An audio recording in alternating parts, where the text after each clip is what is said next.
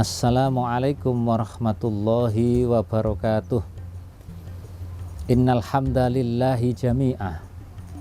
Wassalatu wassalamu ala sayyidina Muhammadin nabiyya wa rasulah wa ala alihi wa sahbihi wa man iqtadal huda. Amma ba'du. Pemirsa Nasional Televisi dimanapun berada, syukur kepada Allah Subhanahu wa Ta'ala, kita dipertemukan kembali pada program Kultum Nasional Televisi menjelang berbuka puasa dengan Al-Fakir Irham Khalili Askandar. Pemirsa Nasional Televisi yang dimuliakan oleh Allah, melanjutkan apa yang sudah kami sampaikan kemarin. 5 hal yang dapat membatalkan pahalanya puasa.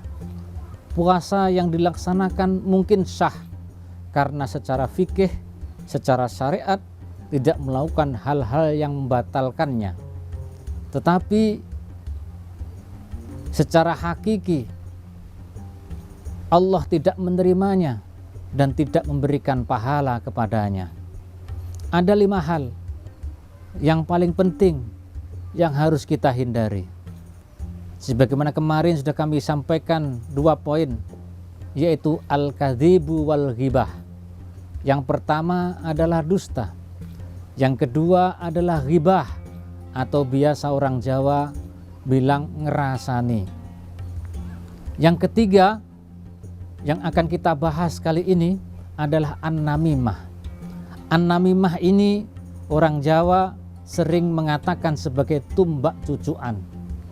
Artinya omongan dari selatan dibawa ke utara, omongan utara dibawa ke selatan, sehingga antara orang selatan dan orang utara saling membenci satu dengan yang lainnya, saling bermusuhan satu dengan yang lainnya. Inilah namimah, orang yang pekerjaannya adalah mengadu domba, memprovokasi masyarakat, memprovokasi kehidupan bermasyarakat supaya terjadi kerusuhan, supaya tidak tercipta kedamaian di antara mereka. Sungguh sangat berbahaya provokator-provokator ini apabila bergentayangan di tengah-tengah masyarakat kita. Maka akan sulit didapati masyarakat yang damai, maka akan sulit didapati masyarakat yang rukun antara satu dengan yang lainnya. Padahal agama kita memerintahkan satu dengan yang lainnya supaya saling mencintai, saling menghargai, dan saling menghormati. Pemirsa Nasional Televisi yang dimuliakan oleh Allah Subhanahu wa Ta'ala, puasa kita hendaknya menjauhkan kita dari hal-hal yang seperti ini. Jangan sampai kelakuan kita, perilaku kita, omongan kita menyebabkan perpecahan di masyarakat, menyebabkan masyarakat saling bermusuhan satu dengan yang lain. Maka sesungguhnya puasa itu mendidik kita supaya kita mencintai kedamaian dan berjuang untuk mencapai kedamaian itu sendiri. Kemudian yang keempat itu adalah al-yaminul ghamus, sumpah palsu. Hadirin pemirsa Nasional Televisi yang berbahagia, hari ini betapa banyaknya sumpah palsu sudah kita saksikan di mana-mana. Kita saksikan di pasar-pasar, kita saksikan di kantor-kantor, kita saksikan banyak di kehidupan masyarakat. Kalau kita menyaksikan proses pelantikan pejabat, pasti didahului oleh sumpah. Demi Allah, Tuhan yang Maha Esa, dan seterusnya. Sumpahnya sangat luar biasa. Tapi kenyataannya dia belum bisa mewujudkan sumpahnya itu. Bahkan mengkhianati sumpahnya, menjadi pejabat yang tidak amanah, menjadi pejabat yang berkhianat kepada rakyat yang telah memberikan ia jabatan.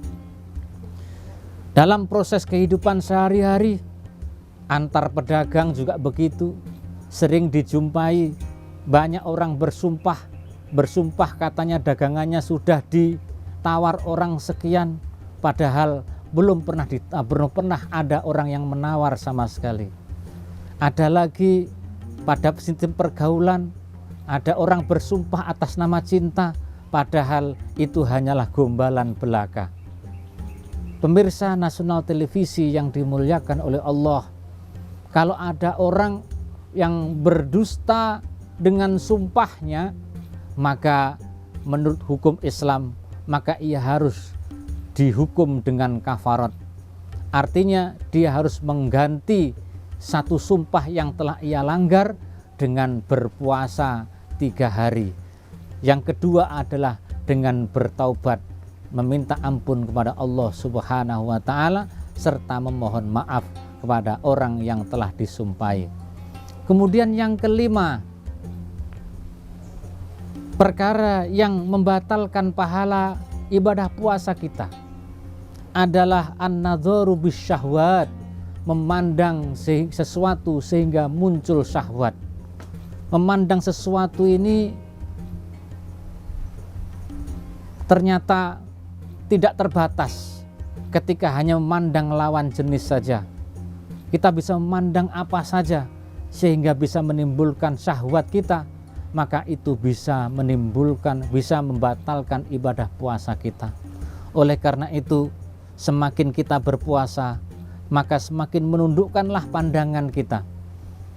Bagi kaum Hawa, semakin berpuasa, maka semakin menjaga auratnya, dan yang lain sebagainya.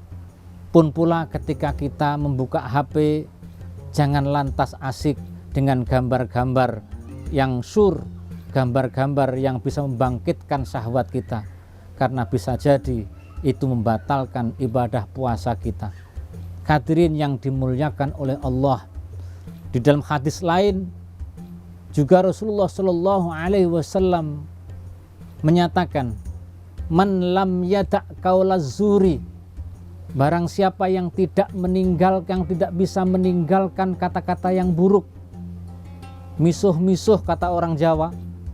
Atau di dalam hadis yang lain Rasulullah mengatakan la tashab, jangan sampai teriak-teriak kalau kita berpuasa.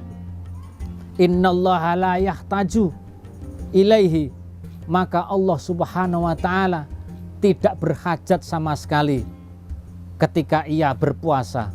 Artinya Allah tidak suka terhadap orang yang berpuasa ketika berpuasa tidak bisa meninggalkan ucapan-ucapan yang kotor, ucapan-ucapan misuh-misuh, atau ketika kita berbicara itu berteriak-teriak, atau ketika kita berbicara dengan bahasa-bahasa yang bisa menyakiti hati orang lain.